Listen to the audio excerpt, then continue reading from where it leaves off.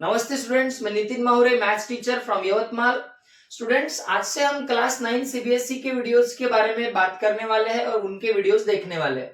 तो सबसे पहला वीडियो मैंने बनाया है चैप्टर 6 लाइंस एंड एंगल, जिसमें से पहली एक्सरसाइज का पहला प्रॉब्लम मैंने यहाँ लिया है। स्टूडेंट, जैसे कि आप बोर्ड पे देख सकते हैं, यहाँ पे एक डायग्राम है जिसमें हमें ए बी सी डी ये दो लाइन इंटरसेक्टिंग दिख रही है और ओई यहाँ पे एक और लाइन ड्रॉ की है। और मेन इंपॉर्टेंट बात, जब भी आप इस तरीके के प्रॉब्लम्स को सॉल्व करो, मेरी एक मेथड है जो मैं फॉलो करता हूं। मैं खुद से फॉलो करता हूं ऐसा नहीं, अगर आप वेरियस पब्लिकेशन से आप अलग अलग पब्लिकेशंस को देखोगे तो भी आपको वो मेथड उसमें मिल जाएंगे। और वो मेथड दूसरी तीसरी कुछ नहीं, वो है आइडेंटिकल साइंस लेके प्रॉब्लम्स को इजी तरीके से सॉल्व करना। क्या बोल रहा हूं मैं? आइडेंटिकल साइंस लेके प्रॉब्लम्स को इजी तरीके से सॉल्व करना। जैसे कि एओसी की जगह मैं बोलूंगा एक्स, सीओई की जगह मैं बोलूंगा वाई। इससे क्या होगा, बच्चों को दिक्कत नहीं जाएगा और प्रॉब्लम इजी तरीके से सॉल्व होगा। चलिए बात करते हैं। अब इस डायग्राम में यह दिया हुआ है, जैसे मैंने लिखा गिवन में, in diagram x plus Z, मतलब यहाँ पे एओसी प्लस बीओई, ये दोनों एंगल का सम दिया है 70। तो मैंने एक्स प्लस जेड शॉर्टकट लिया, जैसे मैंने कहा आइडेंटिकल साइन हम इस्तेमाल करेंगे। उसके बाद यहाँ पे डब्ल्यू यानी बीओडी दिया है 40 डिग्री। अब हमें पूछा गया है बीओई का मेजर यानी कि जेड का मेजर, साथ साथ रिफ्लेक्स ऑफ एंगल सीओई यानी कि वाई का रिफ्लेक्स। तो बड़ी इजी तरीके से हम इस प्रॉब्लम को सॉल्व कर सकते हैं। चलिए सॉल्व करते हैं। अब सोचो, हमें W दिया है जो कि 40 है। अब 40 का सीधा सीधा अपोजिट x हो जाएगा कितना, 40 अपोजिट एंगल्स। अगर मैं थोड़ी देर इसे मिटा दूं स्टूडेंट्स, तो मेरे पास क्या मिला? सोचो क्या मिला मुझे? सीधा सीधा मिला वर्टिकली अपोजिट एंगल, यानी वर्टिकली अपोजिट एंगल्स अगर मैं अप्लाई करूं तो मैं यहाँ पे सीधा सीधा बोलूंगा by vertically opposite angles x is equal to 40 degree. क्या मुझे x मिल गया 40 डिग्री? फिलहाल में मुझे x नहीं ढूंढना, इसलिए मैं x को x ही रखूंगा। Okay students, okay. अब x मिलने के बाद मैं वापस मेरी कंडीशन को एज इट इज लिखूंगा, जैसे मैंने था y और z।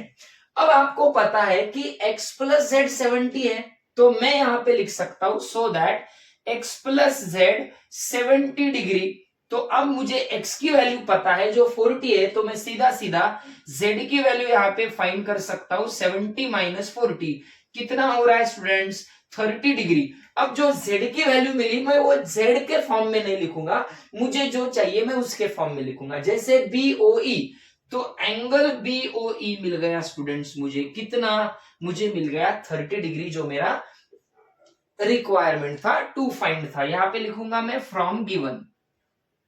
फ्रॉम गिवन मैंने गिवन से लिया x प्लस जेड 70 हो गया। अब हमारा 30 डिग्री यानी एक जो एंगल था वो ढूंढ लिया गया। अब दूसरा है सीओई। अब सीओई के लिए भी बड़ा इजी है। अगर आप सोचो एक्स वाई जेड, तो ये तीनों एंगल लीनियर एंगल्स बनते हैं। लीनियर एंगल्स बनने के बाद एक्स और जेड का वैल्यू पता है, हमें सीओई यानी वाई मिल जाएगा। तो मैं यहां पे लिखता हूं स्टूडेंट, अब बाय लीनियर एंगल्स। अब लीनियर एंगल्स इसलिए बोला मैंने, पेयर नहीं बोला, क्योंकि वो तीन एंगल है, दो होते तो मैं लीनियर पेयर बोलता। तो मेरे पास है x plus y plus z is equal to 180 होता है। आपको पता है लीनियर एंगल्स 180 होते हैं। अब x और z का वैल्यू मुझे पता है 70 है, तो मैं 70 उधर अगर भेज दिया तो मेरे पास आया 180 माइनस 70, इधर में रह गया y। तो क्या आया स्टूडेंट्स? 180 माइनस 70 यानी कि 110 डिग्री। तो y यानी कि कोण COE जो मेरा मिल गया वो मिल गया 110। बस सिंपल तरीके से। कितना कितना डिटेल गए हम? कुछ भी नहीं।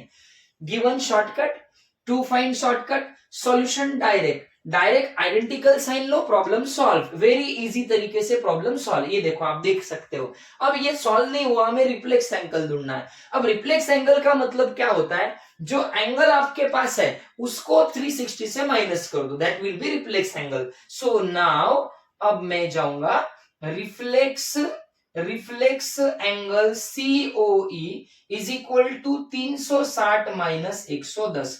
तो ये बन गया students 150। Reflex angle of COE 250 मुझे मिल गया। तो मुझे जो चाहिए था नंबर 1 और नंबर 2 दोनों भी मिल गए।